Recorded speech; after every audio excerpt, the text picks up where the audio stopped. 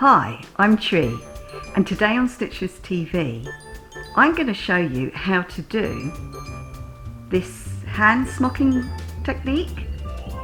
Now seriously, don't get too excited because it isn't actually a dress, it's just a bit of material that I've been working on, and honestly you're going to be completely amazed when you see how easy it is to do it. And mine's not even that neat, so I'm not too sure what to do with it, but I wanted it to be made out of something that looked jewel-like. Now I've played around with it as a sleeve, I've played around with it as a kind of yoke, kind of forming a yoke at the back of a jacket, like on the white coat. But you know what? I think one of my favourite ways is just doing it on a section of a very plain dress and hanging it on the bias like this. It also looks good on a kind of just a great big rectangle forming a caftan. So if you want to know how to do it, I'm going to show you now. It is easy and it is really slow, but you don't have to do very much, and I definitely think it's worth it.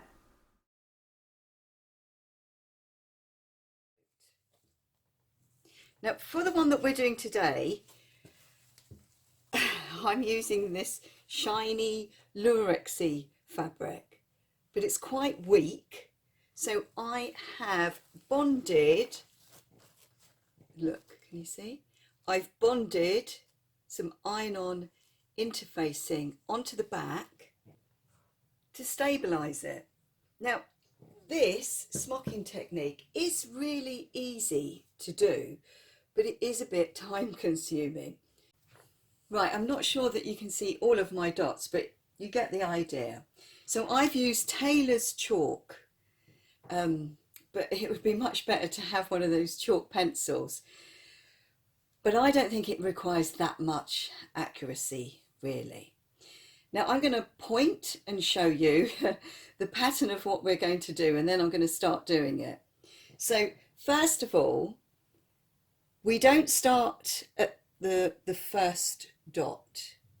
We go one in and one down. And then what's going to happen is I'm going to go up to the corner and bring that together, tie it tight, come down one, and then go up to the other side, bring it together, tie it tight, go down, and that's all that you do. So shall we begin? And I'll try really hard not to get my hand in the way. So when you begin, you do want to make sure that you, that was a bit big actually, that you secure the threads like tightly. So do a big knot and make sure that that is secure. And then I'm going to have to move that. Then basically you're bringing that dot to here. So go into the dot in the row to the left of it, one above, and pull it. So it kind of creates a kind of pleat, and then secure it, and secure it well. So that's the first one that you do. Now when you go down vertically on all of these, you don't bring them in together. You've got to keep it wide apart. So in order to make sure that I don't ruche that up, I'm going to do a little knot here to make sure that it keeps it straight,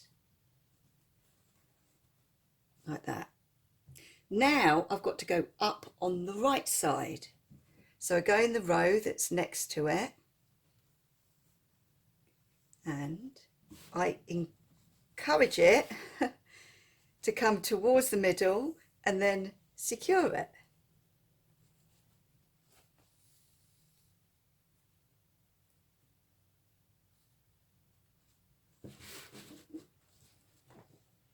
So now I've got to go down vertically again. So remember, when we go down vertically, we don't pull it, but we do secure it with a knot. So then you just repeat that process. So do you remember in the beginning, we were one down. So now we've got to go up to the left, bring them to meet, secure with a knot,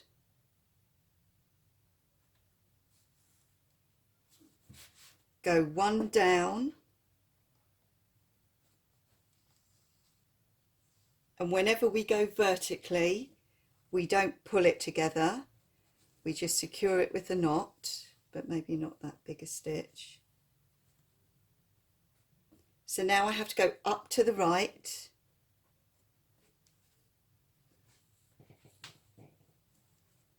bring it together so it creates a kind of pleat,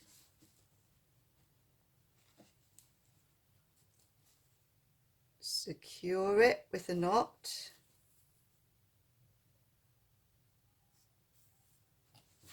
and go down vertically.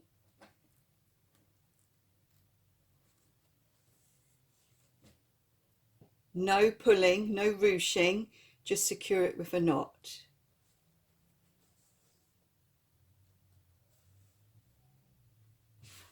So we're back to the beginning again.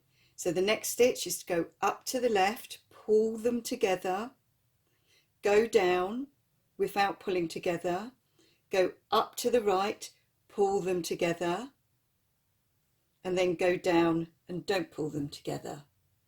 So does that make sense? So I'm going to keep going down one side. So when you get to the end, so I ended on just going one to the left with a pleat, but obviously if your pattern is wider, you would just keep going. But it's good to end on a pleat, either on the left or the right. So I'm giving it a really good strong knot because I really don't want it to come undone.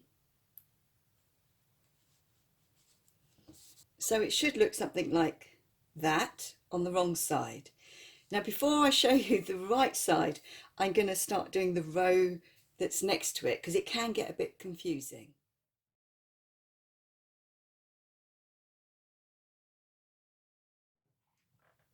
So I'm beginning on the next row.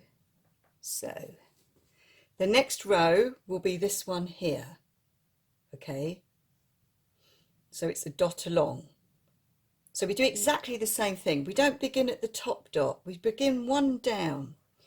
You go in and really secure your thread when you start. Now I find it much better to have a really long piece of thread. I mean, you do run the risk of getting it knotted, but it's annoying changing the threads. Right, so we started one down, and then we do the same thing. We go to the left first,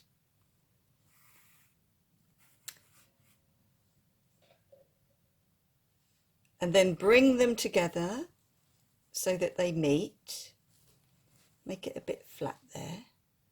Bring them together so they meet, and then secure them with the stitch that holds them together. Now I think it's really important to use very strong thread for this because you just don't want any of this snapping. Now the same as before, we go down vertically, but we don't ruche, we don't pull together our vertical ones, but we do secure them with a knot to make sure that they stay like that. So now I've got to go to the right, sort of one across, one up, yeah? It's diagonally to the right, same as before. And because it's a diagonal one, I do want to pull it together so it forms like a pleat. And then I do want to secure it with a strong stitch.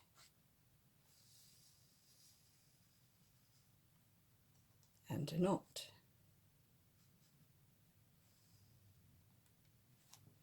So now down the vertical one so we don't ruche it.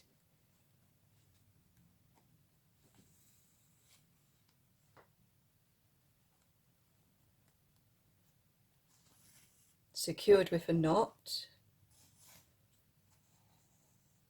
And so we're back to the beginning again. So you've got to go to the left. Now your dot on the left is going to be in all this stuff here. So you've just got to find it. Stick the needle in.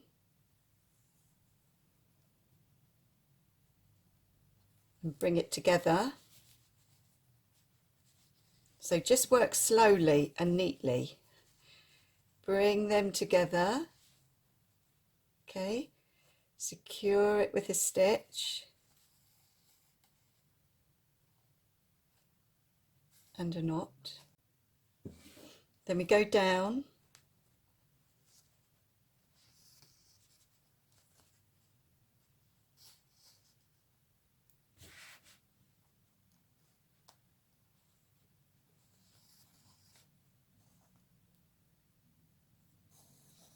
Secure it with a knot so it can't ruche. Go up to the right. Bring it together because it's a diagonal. So as you do more, it does feel like it's getting a little bit more tricky, but if you just remember, it's easy. It's the same, it's just the same thing, yeah? You go up at an angle to the left, you go straight down, you then go up to the right, you go straight down, yeah? Then you're not going to go wrong. So now I'll go straight down. Now, if you are using interfacing, when you put the needle in and out, make sure you are definitely catching the interfacing and the outer fabric. So I secure this, but I don't ruche it because it's a vertical one. So I'm back to the beginning now. So I've just got to find the dot that's diagonal to the left in there, ruche it to here, straight down, secure, up at an angle.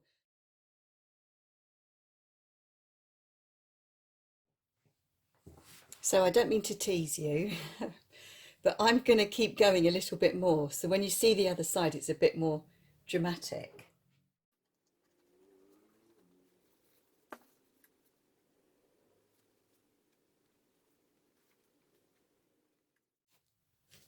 So I thought you'd like to see what we have so far. This is actually a lot more golden in real life. Now I've only done, I think, 5 rows.